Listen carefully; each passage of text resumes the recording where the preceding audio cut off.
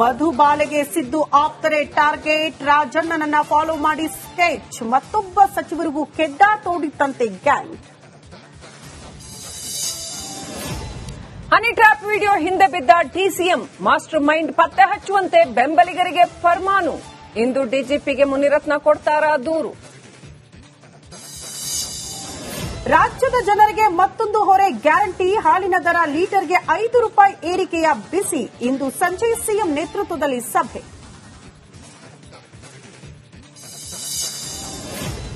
ಅನ್ನಭಾಗ್ಯದ ಮೇಲೆ ದಂಧೆಕೋರರ ಕಣ್ಣು. ಬೀದರ್ನಲ್ಲಿ ನಡೀತಾ ಇದೆ ಅಕ್ಕಿ ಮಾಫಿಯಾ. ರಿಪಬ್ಲಿಕ್ ಕನ್ನಡದಲ್ಲಿ ಖದೀಮರ ಕಳ್ಳಾಟ ಬಯಲು.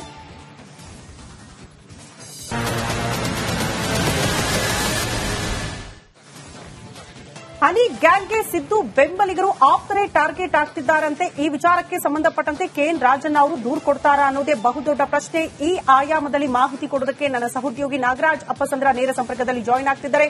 ಮತ್ತೊಂದು ಕಡೆ ಬೀದರ್ನಲ್ಲಿ ಅನ್ನಭಾಗ್ಯ ಯೋಜನೆಯ ಅಕ್ಕಿಗೆ ಕಳ್ಳರು ಕನ್ನ ಹಾಕ್ತಿದ್ದಾರಂತೆ. ಆ ಕುರಿತ ಮಾಹಿತಿ ಕೊಡೋದಕ್ಕೆ ಮಲ್ಲಿಕಾರ್ಜುನ ಮರಕಲೆ ಕೂಡ ನೇರ ಸಂಪರ್ಕದಲ್ಲಿ ಜಾಯಿನ್ ಆಗ್ತಿದ್ದಾರೆ.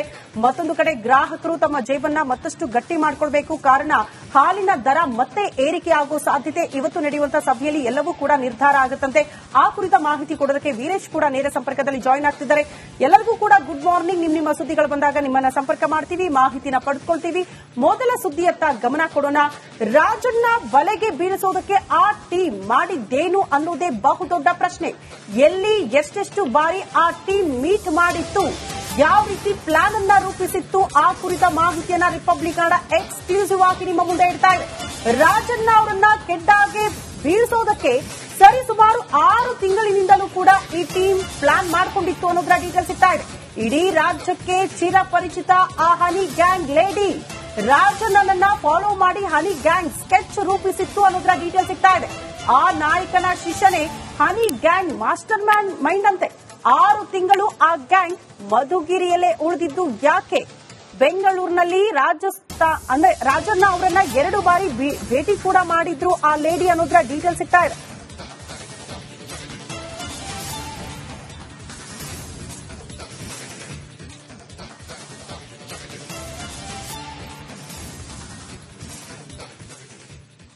ಬಹಳ ಇಂಪಾರ್ಟೆಂಟ್ ಅಂದ್ರೆ ಸದನದಲ್ಲಿ ಕೆಎನ್ ರಾಜಣ್ಣ ಅವರದನ್ನ ಪ್ರಸ್ತಾಪ ಮಾಡಿದ್ರು ಅನ್ನೋ ಕಾರಣಕ್ಕೆ ಇಷ್ಟು ದೊಡ್ಡ ಮಟ್ಟದ ಹಲ್ಚಲ್ಗೆ ಕಾರಣ ಆಗಿ ಕಾಣಿಸ್ತಾ ಇದೆ. ಹೊರಗಡೆ ಬಂದು ಯಾರು ಪತ್ರಕರ್ತರ ಹತ್ರ ಅಥವಾ ಮಾಧ್ಯಮಗಳ ಮುಂದೆ ಮಾತಾಡಿದ್ರು ಕೂಡ ಇಷ್ಟು ದೊಡ್ಡ ಮಟ್ಟದ ಸಂಚಲನ ಕ್ರಿಯೇಟ್ ಆಗ್ತಾ ಇರಲಿಲ್ಲ.